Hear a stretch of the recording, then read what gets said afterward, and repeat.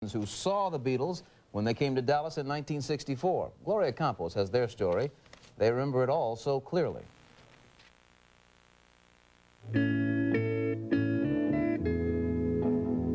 There are places I remember. So excited. I've never done anything like that in my life. It's an unforgettable experience.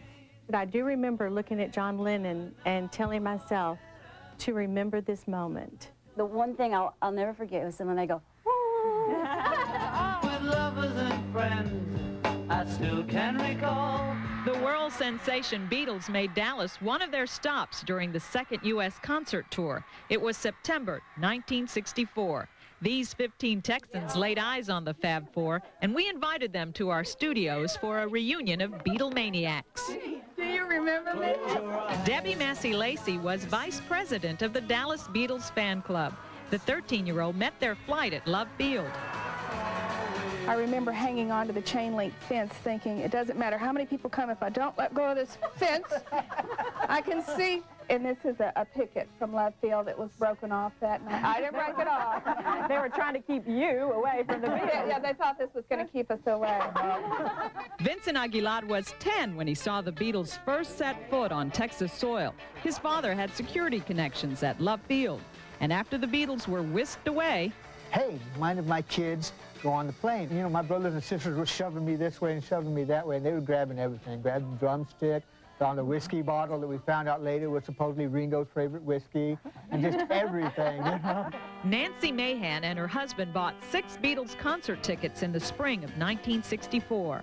And in 2 months, we split up, my husband and I. And the main point of contention was those tickets. And you had a hard time getting that ticket, didn't you? I did. It took a bit of negotiation through the attorneys. But the most awkward thing was going that night and wondering who was going to be sitting next to me. But unfortunately, he missed the concert, and I've felt bad about it for 30 years.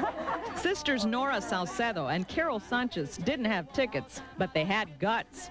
They took a bus downtown and waited in the crowd outside Memorial Auditorium. This news footage shows a scene similar to Carol's story. just the heat and all the excitement. Whew. I paid for it and saw anything. And so the police come out and get me, and they take us in, and you're trying to rob me like they did on the lady on the video. Yeah.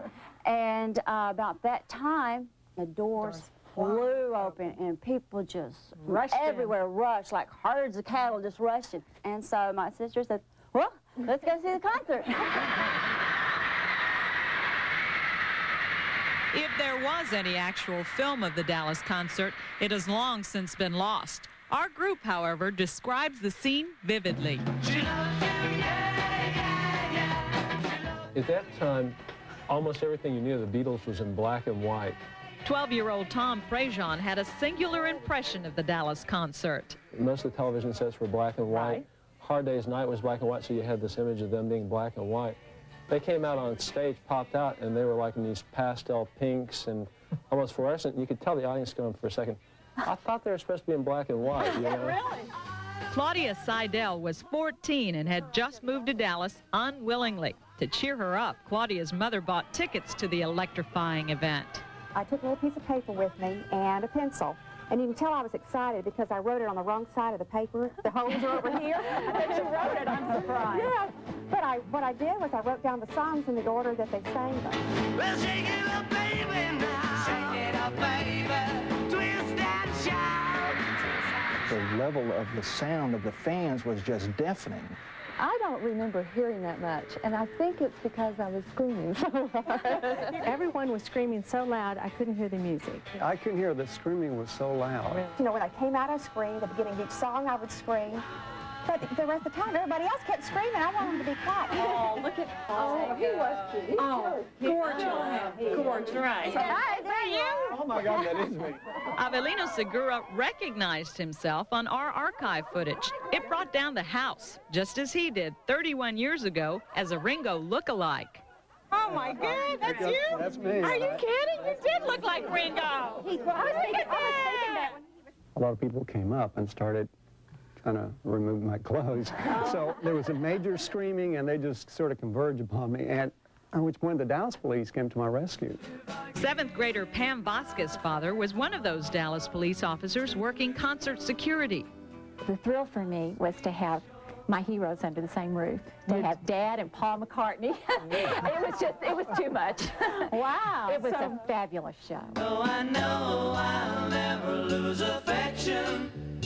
But it was just such an exciting, infectious time. Everything was just, the fact that they were in town. We did go to the concert that night, and when it was over,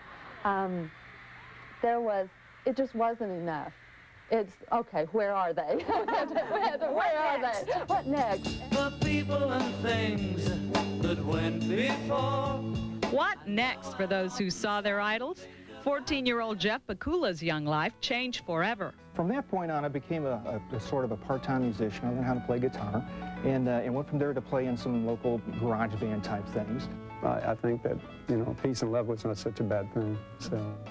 Just the thought when I heard their songs that this is what love's going to be like one of these days. My life, I love you more.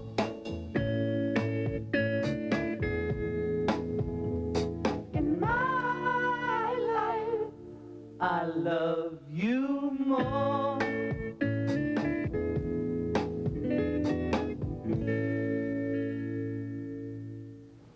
You know, the amazing thing about all that is we can all remember that. Yeah. Oh, yeah.